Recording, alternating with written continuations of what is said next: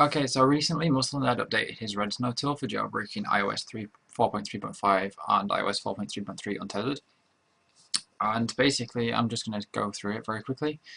There's a lot of differences, so it's just something that I'm going to show you.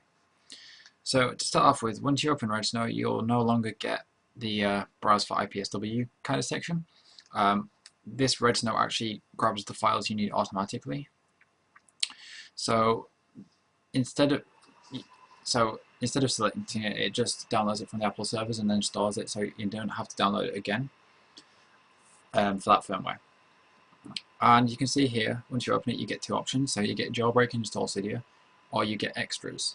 So instead of jailbreaking at this point in time, I'm just going to click on Extras to give you a quick look. And here you can see several options. So Just Boot is the typical Just Boot tethered option, which we're used to. Pwn DFU mode is obviously putting your device in Pwn DFU mode. The recovery fix fixes 1015 baseband errors when you downgrade. So it's like the recovery fix that Tiny Umbrella has built into it. SHSH blobs has several submenus, so if I just click into that, you can see that you can fetch blobs which are on the device at the time, so it's similar to iFace in that respect. You can verify if you have blobs already, so if you're on a firmware and you're not sure if you have the blob, you can see if you actually do have that blob. Obviously, it has the ability to submit blobs to the Cydia server, so it's like so it's basically just like using Tiny Umbrella or anything like that.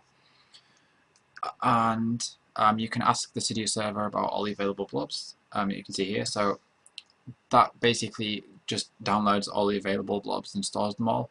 So anything that's available, it will get. And Stitch, Stitch is actually quite a cool new feature. What it allows you to do is actually add IPSW, add an IPSW file to some SHSH blobs, which actually creates the signed IPSW.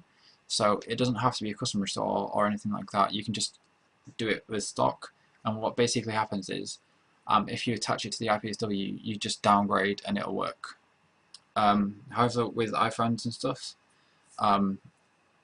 according to Muslim0w, he hasn't actually tested that yet on iPhones because of the whole baseband kind of side of it.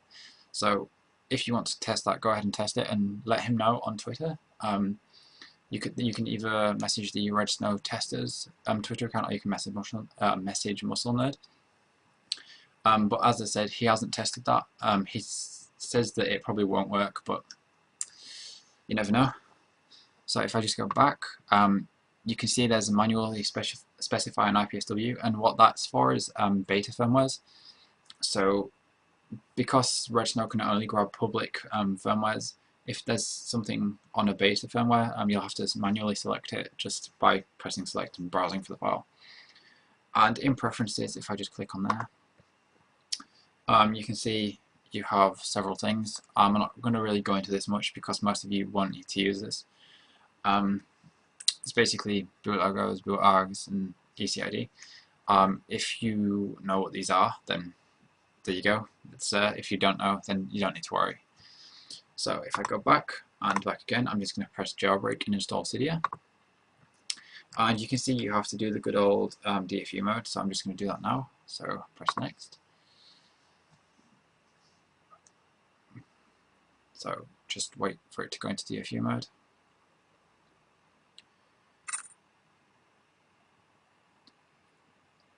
And what this Redsn0w basically does is it reads from the device in DFU mode what firmware is actually installed and then does it automatically.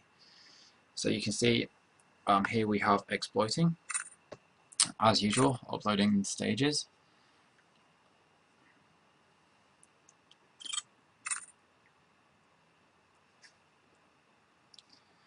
Okay, so we're waiting for reboot.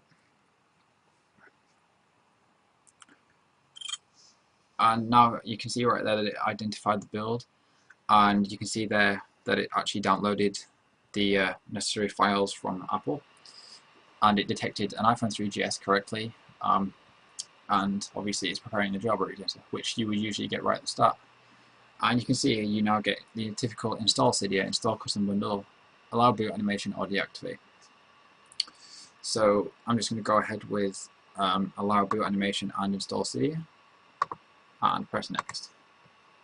And then it goes through as normal, uploading the RAM disk, uploading the kernel, and then rebooting.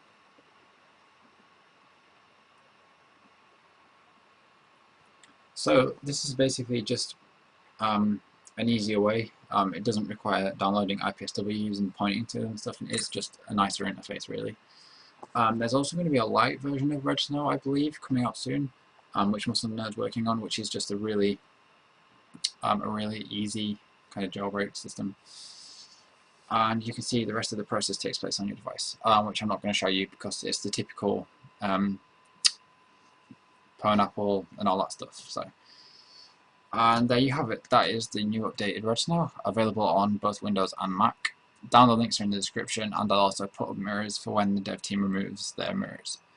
So apart from that, thanks for watching, and I'll see you in my next video. Remember to subscribe. Thanks. Bye.